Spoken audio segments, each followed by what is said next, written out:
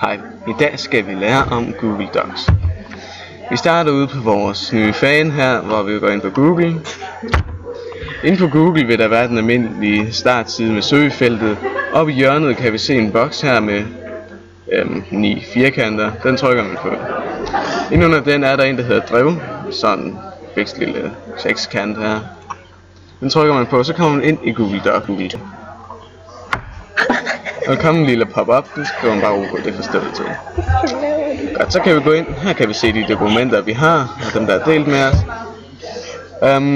For at oprette et nyt dokument, så trykker vi ny her.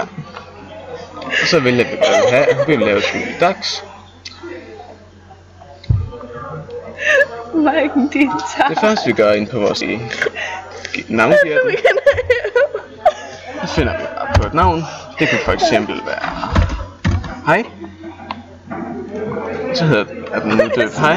Og det der er så smart, det er den hedder det Google Docs gemmer alting selv. Her er automatik over.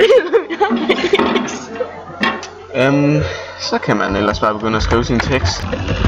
Og resten, det er sådan ret simpelt. Det kender vi fra Word med alle vores funktioner her. Vi kan lege med, hvordan det skal stå alting, og